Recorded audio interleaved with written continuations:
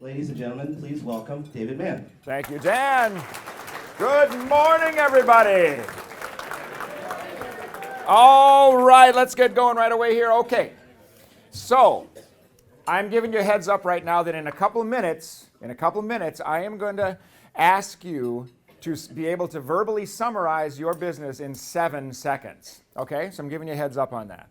So while you're thinking about that, I'll talk about that a little bit more, all right? So I came from, as Dan said, from theater, and I've been doing this kind of work for several years. This is how I got to where I am now. I'm going to tell you this. I was doing nothing but theater for a long time, directing and acting and that kind of thing, and I would show up at networking events, something like this, very naive and very not in the business world, and I would be, sort of with some person who'd be saying something like this to me. He'd be saying, I'm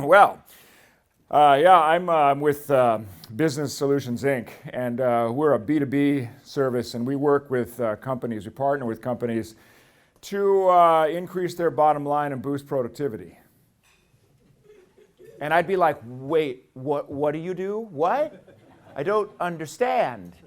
And then I'd walk across the room and encounter somebody else who'd say, "Yeah, I'm with Tech Suite, and we have this platform that interfaces with your CRM, and it's really awesome. I'm just going to tell you about it now for about 20 minutes, and you can't get away."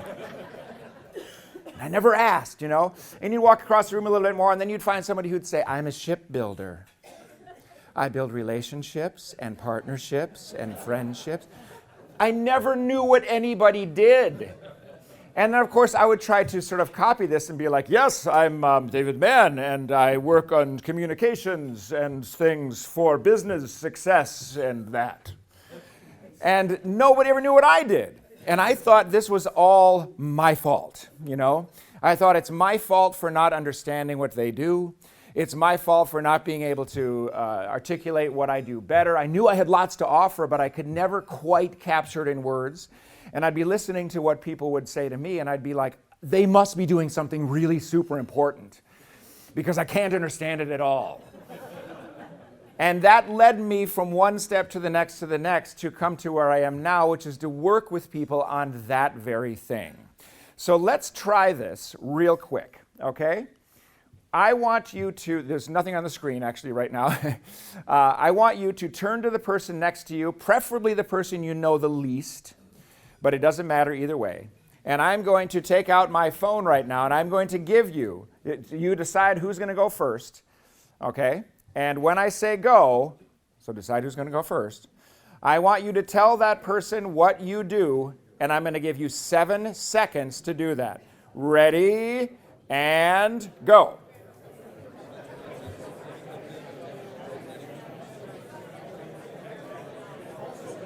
Stop. That was 7 seconds. All right. Switch. And the person who heard it now talks to the first person, and you get 7 seconds to tell them what you do. Ready? And go.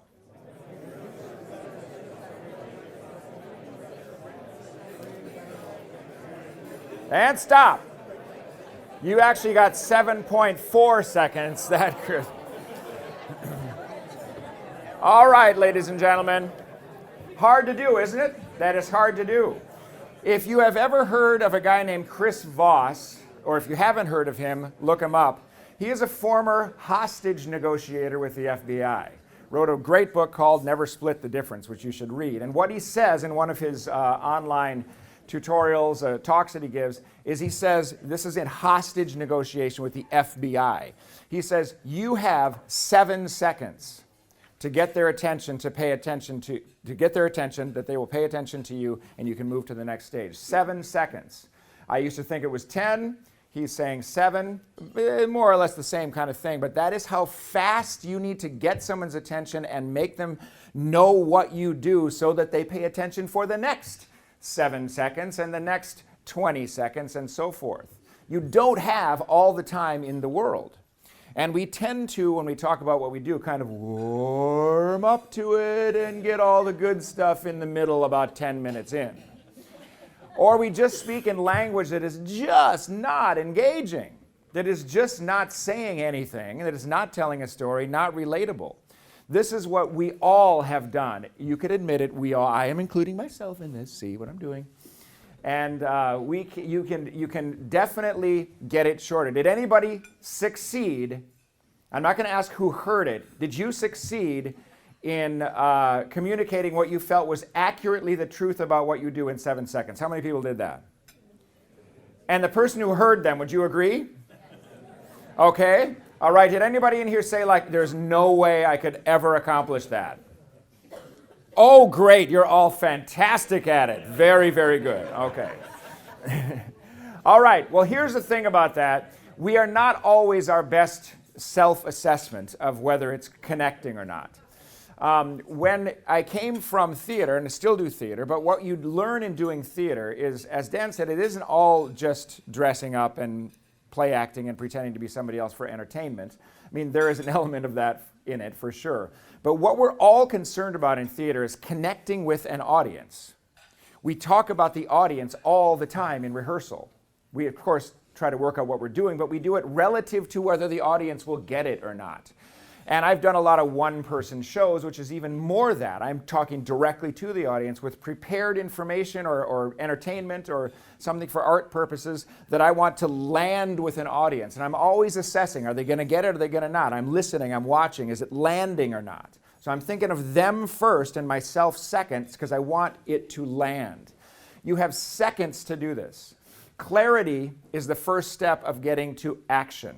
We're all looking for some sort of outcome in an event like this, or when it's a sales presentation, or a live presentation like I'm doing, or a web page, or some kind of social media post. You are looking for some kind of result, right? You were looking for ultimately something that I will call action. But we tend to go, well, I said what I do, and I made a logical argument for why what I do is important, and so therefore I should get a sale out of that. We tend to sometimes do that. I have made my logical argument sound, and so you need to then follow me and close a sale with me. Well, we all know from being the customer or the client that if you don't understand it, there's no way you can care about it. And if you don't understand and care about it, you're never going to take action. Clarity leads to empathy, leads to action. So we're all looking for that kind of outcome. This is what I've come to after years of working on this sort of in various capacities. I've come to this message, what I call the message star, which is what's on the table in front of you.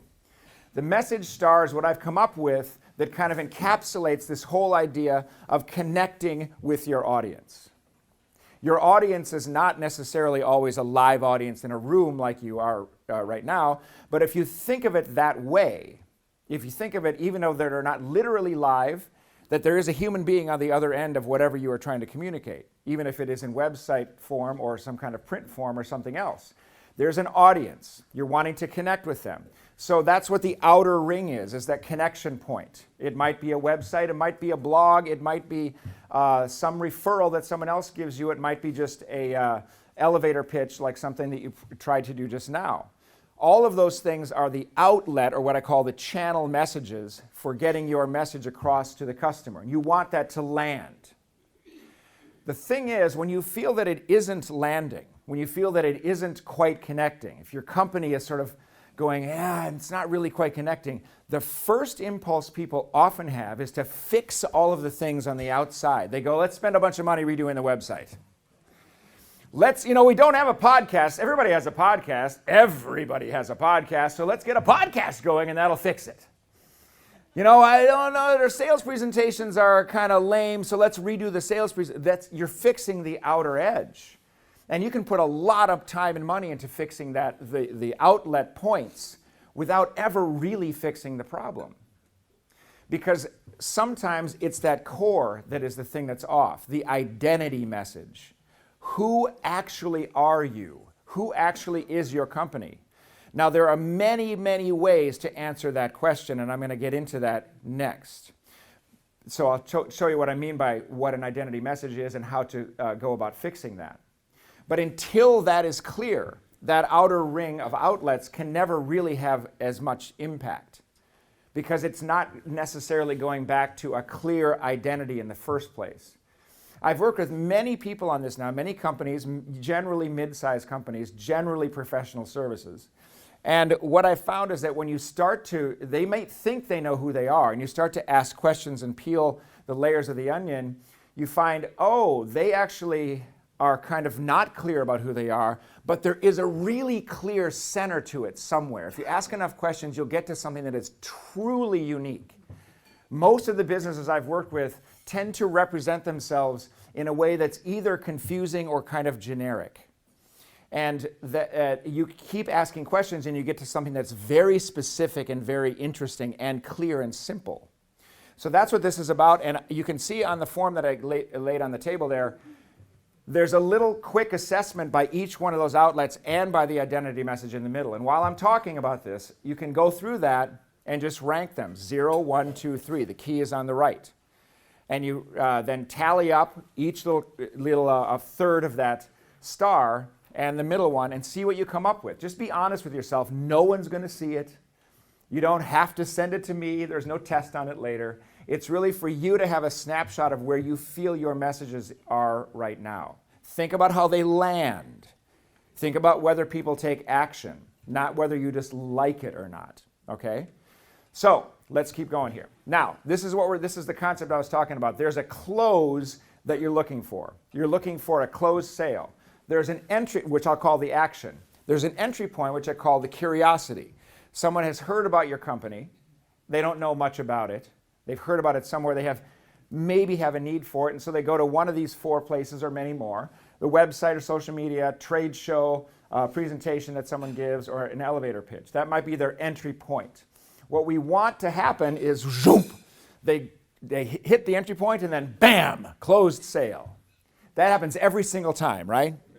Every single time. All you got to do is say, I exist. And people, I want to close a sale with you. Of course, that's not how it is. And somewhere along the line, things can fall off. Now, I want you to draw your attention to how this graphic is. It's that you may never have heard of these people, and they've already fallen off. It's one thing to be halfway through a sale and it falls off. You know about them and you say, something went wrong. It's another thing that you don't know. You don't know who's going to your website or social media, who's hearing about you, and then getting confused and falling off.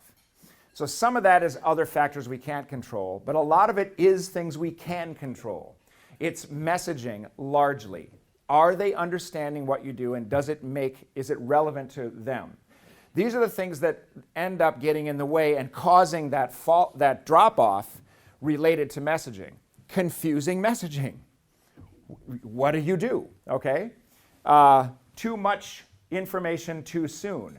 This is a really big one. I know you all know how this feels when you're on the receiving end of it.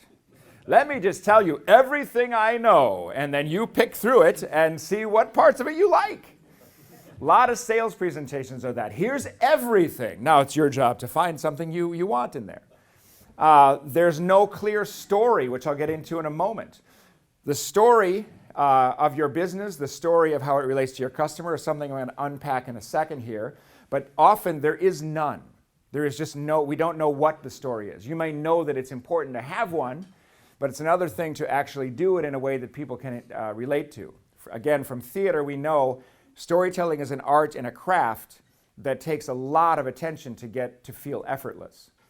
But my fourth one up here is the one that I coined this phrase, I think, or this word, about 6 months ago, and it's already taken off, so I'll hand it to you here. The biggest problem, I think, with all of these is what I call weemiitis. It's the weemiitis phenomenon, ladies and gentlemen. That's what it is.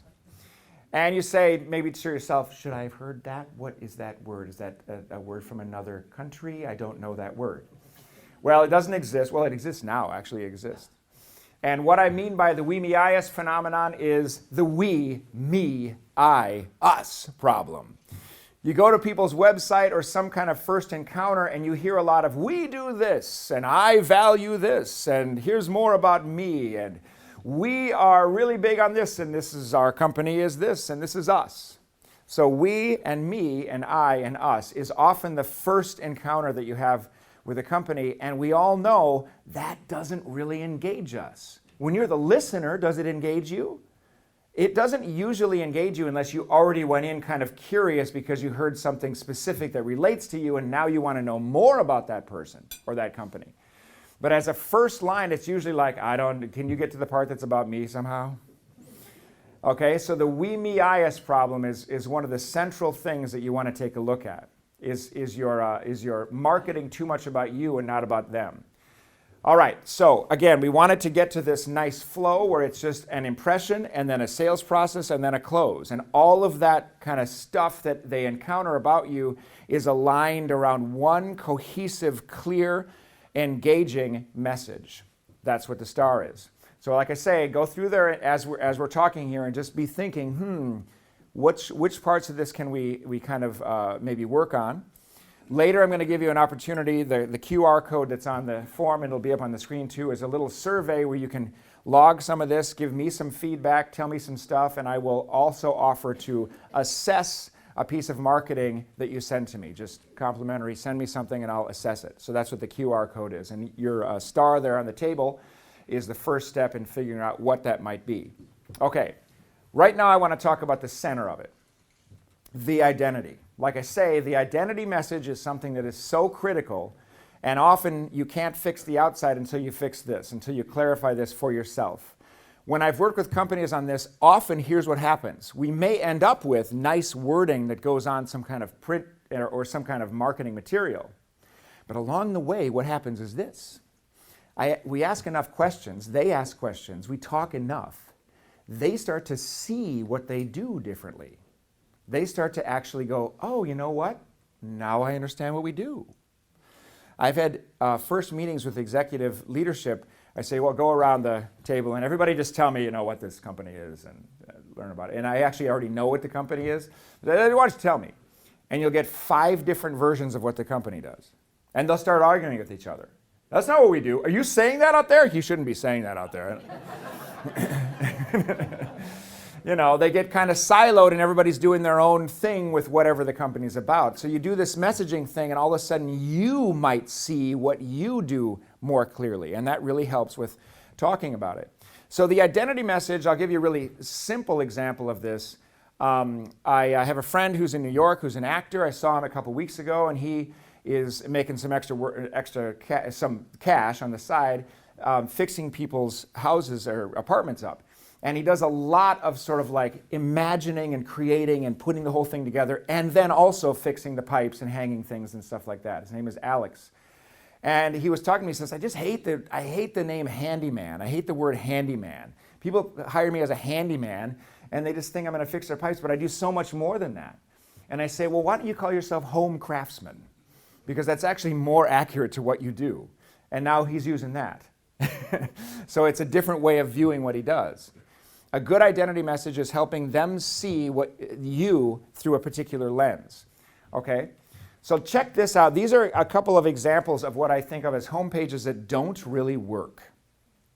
This one says, if you can't read it in the back, we help small business owners design and execute sustainable growth strategies to take their business to the next level. Kind of like the person I modeled at one of these networking things. You look at this and say, well, that's a lot of business language that kind of adds up to a lot of nothing. I don't really know what they do. It forces you to say, if I care, I will poke around this website and find something that I can understand. But that's a lot of language that doesn't add up to much. Here's a pretty clear and simple phrase that also doesn't say anything. Covering the full spectrum of global financial services with a very cosmopolitan-looking woman in a very cosmopolitan-looking place. And you say, I don't know what that is, and I have begun to not care what it is. Because I don't have global financial problems, I just have mine. So it's forcing you. This is the first page, the first thing people see, and this is a big, huge company. But it's still not very engaging.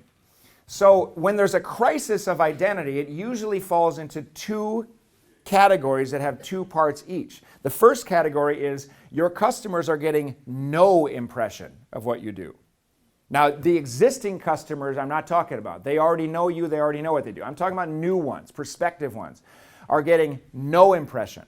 And no impression comes from things being too generic, like the two I just showed you, or way too technical, way too fast. The first impression is just a deep dive into the weeds. And they're like, I don't know, I can't. It's like you kind of, you feel like you're like dragging behind the car going, where are we going? I don't understand. So too technical or too generic. The other thing which looks like an identity crisis of identity message crisis is the wrong impression. So they're getting an impression, but this is usually companies who are trying to move forward, and they can't because they keep being perceived as something they're not. That happens quite a bit. And often, really often, it's trying to move from commodity, like a shop to buy things, to a partnership service, a more higher level consulting service. And they continually are being perceived as commodity when they want to be they are actually a larger service. Can't just slap a tag on it, it has to be true, you know. The other version of that is crossing the chasm. As I'm sure many of you know, the Jeffrey Moore book, famous idea of moving from early adopters of your service or product to the early majority, and then finally the majority. There is a major message shift that has to happen there, right here. That right in the middle here, the message change has to happen right before you can get into the majority. There's a the early majority, the early adopters there are saying, hey, I worked with a company that's a very high-tech company, a very specialized thing about human modeling for big machinery. And the early adopters are like, yeah, give me the 19-page white paper because I'm really interested in this. I really want to know all about it. And so they're very into the shiny object and all the tech. But that's also a very limited audience. It's a very limited client base. And if you keep marketing only to that, you're going to hit that chasm and never get past it. If you're going to hit the majority who think completely differently than the early adopters. Early adopters want risk. They want to be on the edge. Early majority wants safety, wants it to be predictable, wants to have someone else have tried it first. So you must change the message or you're never going to reach them. And the two ways that I say to do that are the two parts of changing that identity message, and ask yourself if this is something that you can do. Form a framing concept that tells the customer story. Okay, a framing concept that tells the customer story, which I'll talk about both parts of that here now. Okay, this is what I call an awesome framing concept. This is the kind of from a while back, but the Wheaties, when Wheaties really prominently featured the message, breakfast of champions. Now we're all familiar with that. And we think of that as a tagline. Okay, we think of that as like a neat marketing tagline. But there's a difference between a good marketing tagline and a framing shift.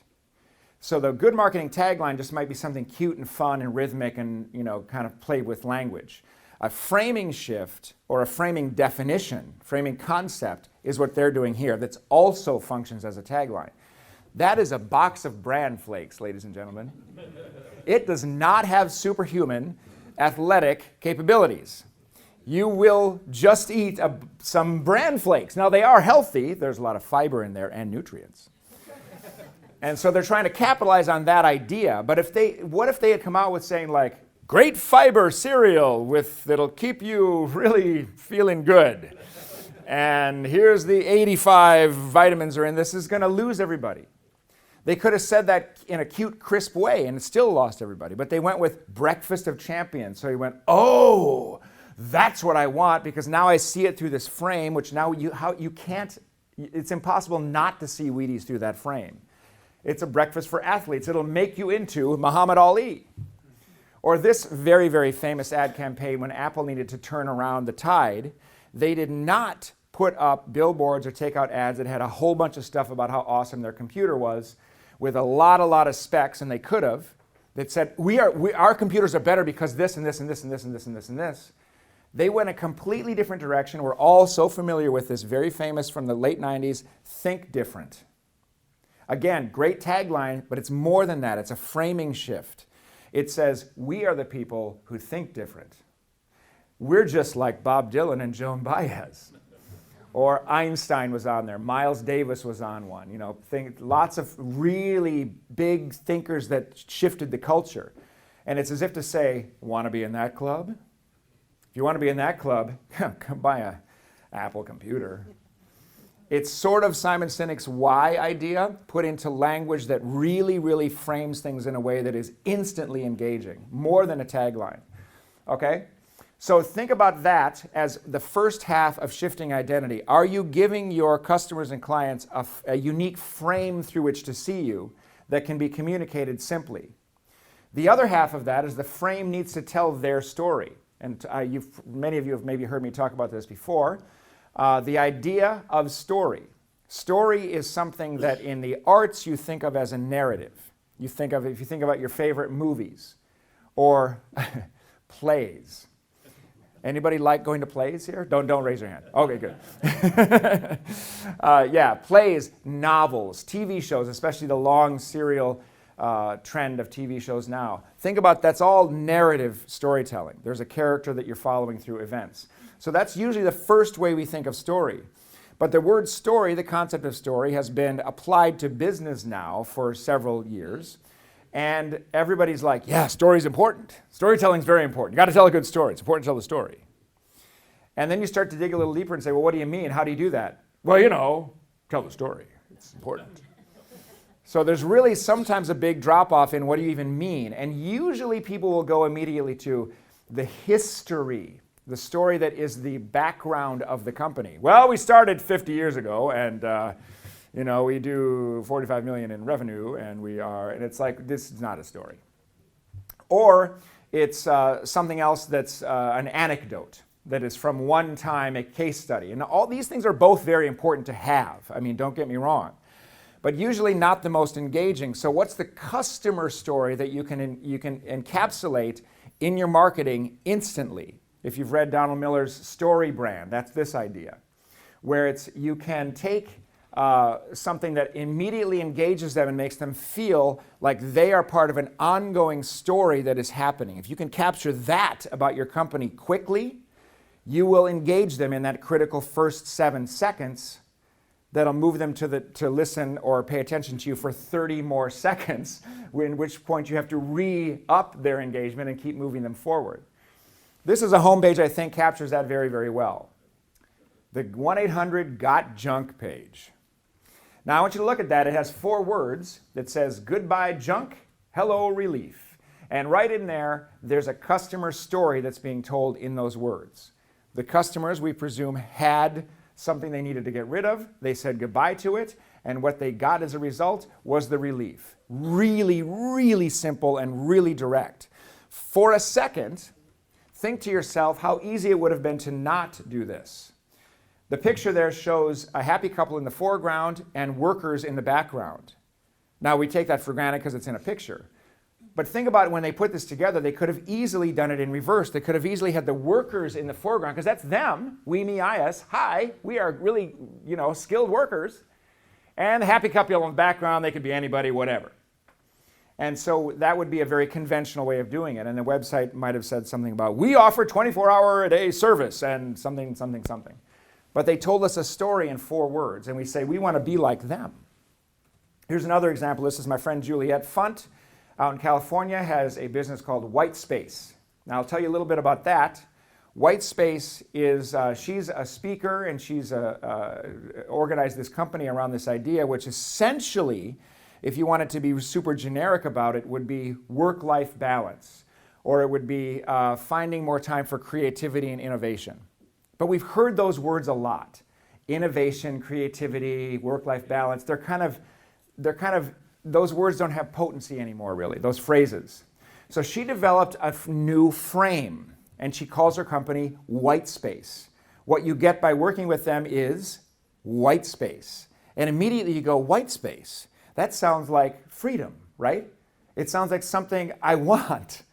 And then she puts in words on the homepage here, one of these little mini stories. Execute faster and better by defeating busy work. So in a very crisp phrase, she's got, you're going to get this, faster and better execution of your duties. And how are you going to get that? By defeating the enemy. So it's got a hero and a villain in one little phrase. Does anybody here love busy work? Does anybody here not think of busy work as the enemy? On another page, she's got the phrase, decrapify your workflow.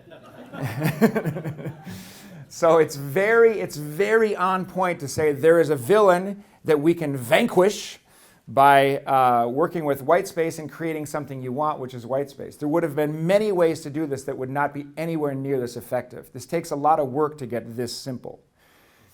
All right, so let's talk a little bit about story. So many of you know this kind of thing already. I'll go through this very quickly.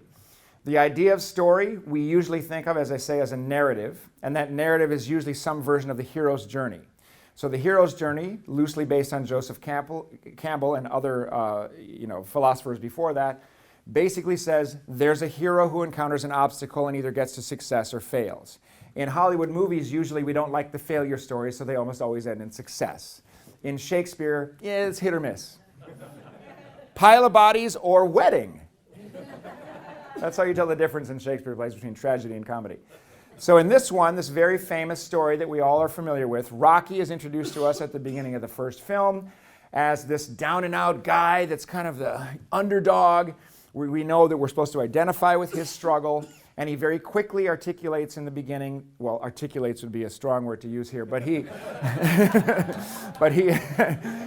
utters the wish that he wants to go the distance in the ring with the heavyweight champion of the world. So he gets that opportunity to do that, and the whole movie is about can he do it or can't he?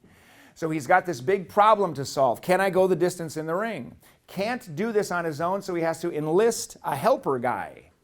Very tried and true format for the hero's journey is the guide comes along somewhere through the story. You've got Obi-Wan Kenobi or Yoda. You've got Haymitch in the Hunger Games stories. Look for it. There's usually in this format of storytelling, there's a helper person. This is Mickey, the trainer, played by Burgess Meredith. And then if you later saw the Creed movies, the more recent Rocky series movies, which also are totally great, utterly predictable, but who cares? They're great. It's going to be a boxing match. He's almost going to lose, and then he wins, But we love that ride, right? So then this switches place, and Creed becomes, Adonis Creed becomes the hero, and Rocky becomes the guide. So think about how intuitive that format is. The hero, the main character, has a problem trying to get to success, enlists a guide with a plan, and then either gets to success or failure. Now I bring this up because the positioning of your marketing needs to follow this structure, which many of them I've already showed you do, with the customer as the main character, not you. Now, I know many of you have heard that before, but think about it again. Is your own marketing positioning your customer as the main character or you? You might know it's important to do this, but look at the marketing, look at this, especially the face-to-face sales presentations, and think to yourself, does it inadvertently say, I'm the main character, and I have a problem, which is I need more sales. I need to have more business. You could help me with that problem by buying something from me. And we don't, of course, say those words, but that is sometimes how it's oriented, and it makes the customer feel like they have an option, whether to help you or not. And of course, they don't want to help you. They want to help themselves.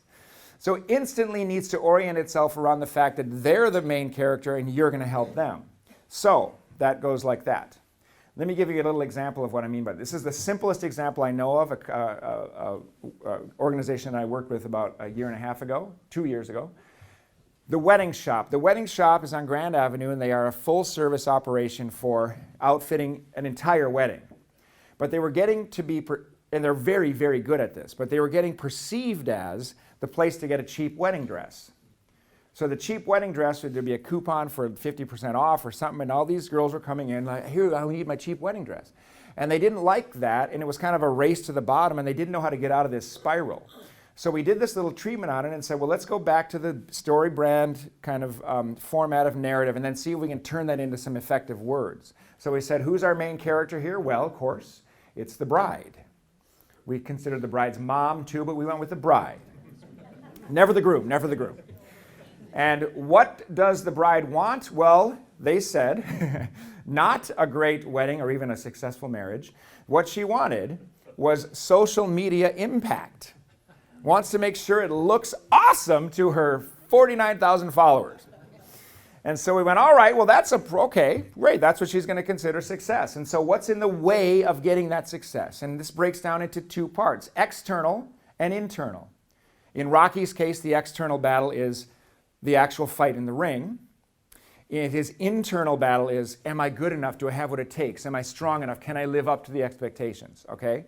Very dual level, engaging character has two levels like that. So for her, the external is, it's a lot to coordinate the whole wedding. Now we considered things like, money and all that. Everybody wants to say money's the obstacle at first, and I say, yes, of course. What else is there?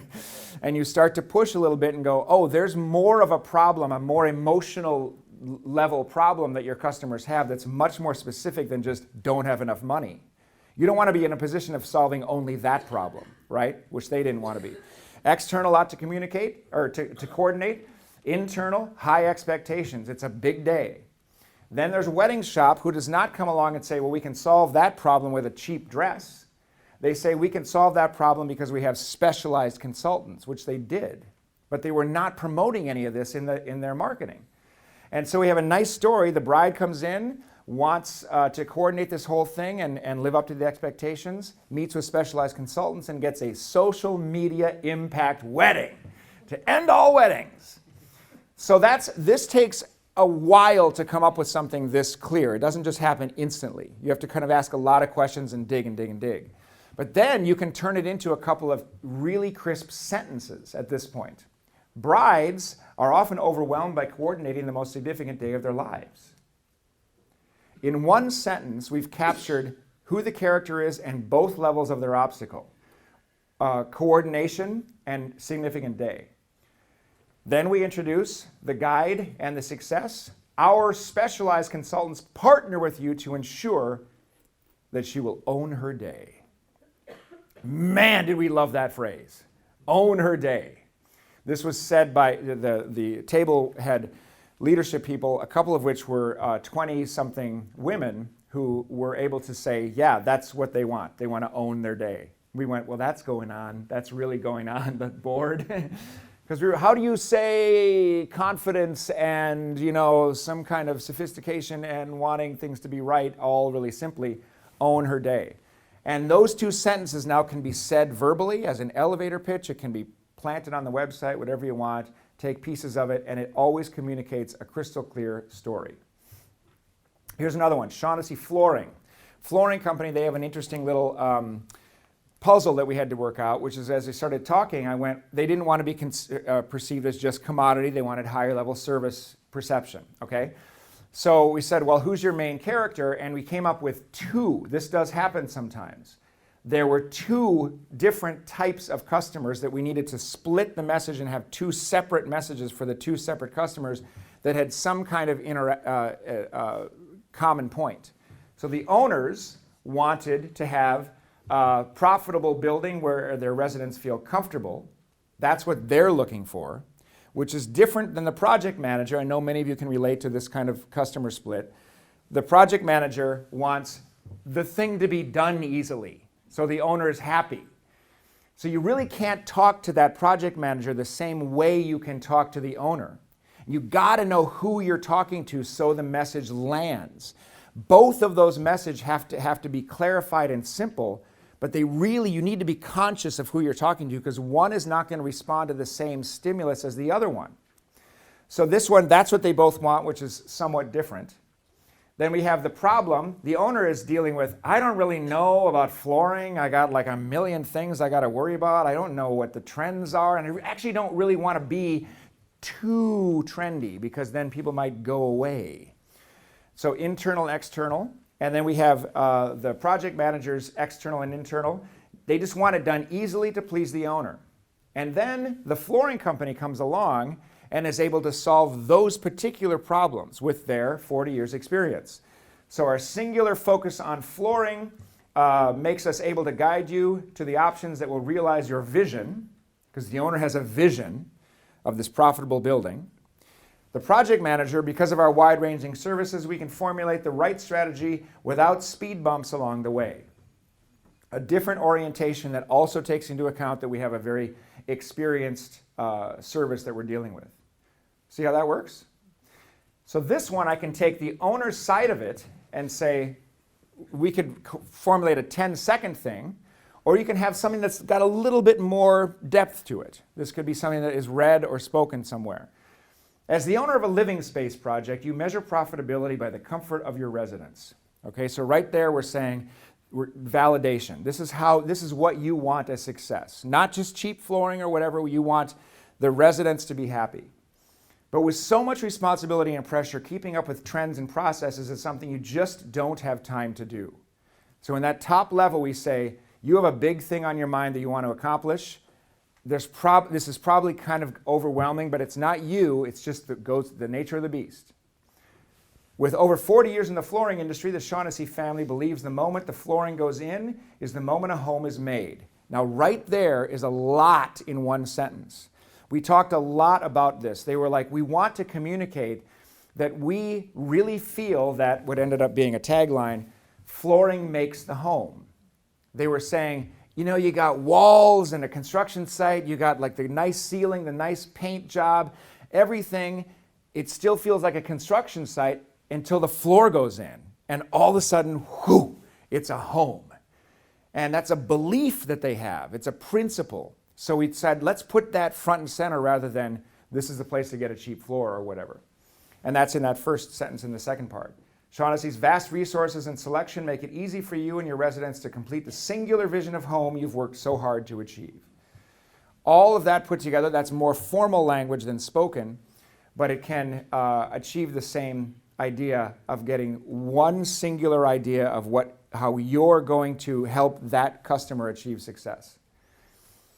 All right. You know, I get up here and I start talking really fast. So that's what I'm doing right now. But also, we're on a timeline here, ladies and gentlemen. I want to just kind of wrap it up here with this thing that I just talked about again. We love good taglines, but sitting in a conference room and sort of beating your head against the wall trying to come up with the awesome tagline is sometimes an exercise in futility. Sometimes you have to know where it's coming from first, and then it will just emerge. I can't tell you how many times I've been in rooms with people, and it's like the third or fourth hour we've been in there talking about stuff, trying, and then someone will just blurt out something. And I go, oh my God, that is what it is, and you write it on the board. So it can sometimes be or when your head's in the right place, the right language will sometimes just follow. And that's what lands. We do this in theater all the time, when the play is still being written. Sometimes you'll say, follow what you wanted to say rather than exactly what's in the original version of the text. Because the spoken one is sometimes freer. If it's a Tennessee Williams play, you can't do that. I don't think Stanley would say this today, so I'm just going to say some other stuff. You can't really do that, but when you can still formulate the language, you can make that language land. And that's always the point. So take a look at that message star that's on your table there. Grade yourself and your own messages. And Steve, how much time do we have here? 5. Hey, all right. Does anyone want to tell me what they said in their 7-second ad for themselves earlier today? And by want to, I mean like are willing to risk doing that. Yes, sir. We reduce veteran suicide rates by mindfully healing the wounds of war. Wow. I'm not going to touch that one. That's not even fair.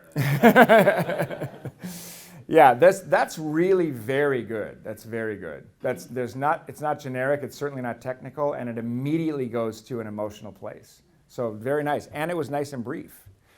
Who's got another one they can offer up? Who wants to follow that? I mean, Artu. I don't have a microphone that goes all the way back there, but this is my good friend Artu, and he is with Trust Mary Company, who's responsible for the survey that's on the QR code. We help companies to collect feedback, find reviews, and spread online. We help companies, say it again. So I can Yeah. repeat it. We help companies to collect feedback, find reviews, and spread those online. Okay. Collect feedback, find reviews, and spread them online. Yes, that sounds really, really very good. Yeah, so it's interesting to kind of look at how this all works together and can come up with something very quick. You can be your own self-assessment, but sometimes you really do need an outside eye, someone else that's not in your industry at all, someone who's no skin in the game, there's nothing to be gained by it, just an honest assessment of whether the message lands. Does anyone else have another one they want to offer up? Yes, sir. Maybe just say it very loud. My name is John. I work for an audio production company based in Golden Valley. We produce podcasts and audiobooks. We produce podcasts and audiobooks. Okay, so now, John, because you're third, tell me something about that makes it stand above the other podcasts and audiobooks companies. Well, we specialize in producing professional audio, quality audio. So we have a recording studio. People come in, sit down, record their stuff. We do all the editing, all the publishing. What does your customer want mostly? To share their message with their audience. Okay, and how does your service precisely help them do that thing? I would say probably they don't want to just share their message. They want more than sharing their message, probably, right? Yes. So what do they want specifically? What do they really want? The professional sounding audio with the editing done, all the post-editing, and the final product is just delivered to them. Okay, and so they want it to be professionally sounding and professionally edited. Why? To be professional. So they want to give a good impression, right? Yeah. And why do they want to give a good impression? Because they are sharing information with businesses and nonprofits, and they are the experts. Okay, so they want to be seen as an expert by having a professional demeanor, okay? And they want to, and when that happens, if they are perceived as professional with this great demeanor, what happens then? They receive a better response, they get more listeners, they grow their audience. Okay. See how hard this is to do sometimes? I'm going to call you. What's that? Yeah, you can. And I'm not, actually, just to be clear, I'm not criticizing so much as just pushing to go deeper and deeper and deeper to what they really are looking for, because it's very easy to say the service we offer is we do podcasts, which is sort of the first thing you said, or we have a studio that does, or a professional studio that does podcasts. So that means if I already know that I want a professional studio to do a podcast, I'm going to call you or whoever's closer. I mean, you know. But if you say something like, we make you look professional and position yourself to make the best impression on your potential customers through the use of a podcast in a professional studio, you know, something along those lines, and just emphasize the outcome is the look of it and the sound of it, I would maybe never have thought about that before. I'm like, yeah, I could do a podcast in my basement, which would sound bad. Or I can go to that guy, and he's going to do it all too? Okay, I'm signed right on. And you communicate that quickly and simply, and all of a sudden you've got people who, again, there's a framing of it and a customer story told very, very quickly. All right, ladies and gentlemen, so QR code, take the survey. I will do an assessment of something that you send me. It's all kind of listed in the survey. And it has been a pleasure to be with you today. Remember that simplicity always speaks loudest, and go forth in the world and be simple and clear. Thank you.